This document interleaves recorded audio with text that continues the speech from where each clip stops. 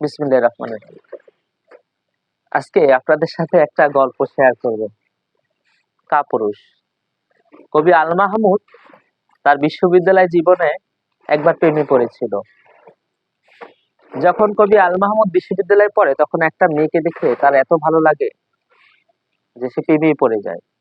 মেয়েটা অনেক সুন্দর ছিল, নায়িকাদের মতো। এই মেয়েটার প্রেমে বিশ্ববিদ্যালয়ে পড়ে নাই এমন কেউ নেই। তো কবি আল মাহমুদের যত বন্ধু ছিল সবাই এই মেয়ের প্রেমে পড়েছে। তো এই মেয়ের পিছে তারা মাসকে মাস দিনকে দিন সময় ব্যয় করত, সুন্দর ড্রেস পরে, হাতে ফুল নিয়ে। কিন্তু এই মেয়েটির কাছে যে কেউ ফুল দিয়ে কখনোই বলতে পারে নাই যে আমি তোমাকে ভালোবাসি। তো মেয়েটির সাথে এই জন্য কারোর সাথে প্রেম নিবেদন হয় নাই।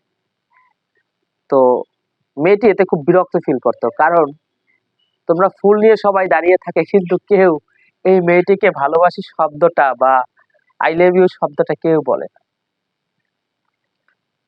তো কবি আল মাহমুদের একটা বন্ধু ছিল খুবই বখাটে, রাজনীতিবিদ, দুষ্ট, যাকে সবাই ভয় পেত।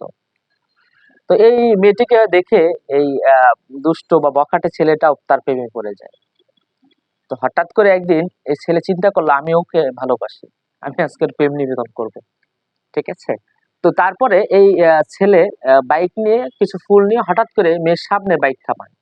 থামিয়ে বলে, দেখো আমি তোমাকে কিছু বলতে চাই। তো মেয়েটি এক প্রকার ভয় পেয়ে যায়, কারণ ওকে দেখলে সবাই ভয় পায়।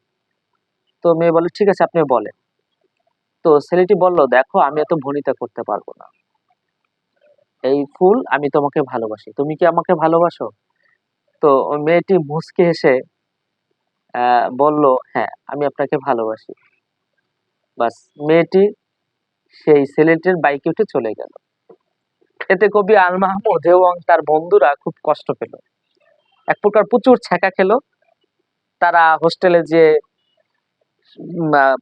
কবিতা লেখলো, উপন্যাস লেখলো। তো হঠাৎ করে অনেকদিন পরে তারা যখন আবার ক্যাম্পাসে ফিরলো, মেয়েটি তাদেরকে দেখে বলল, তোমরা কাপুরুষ।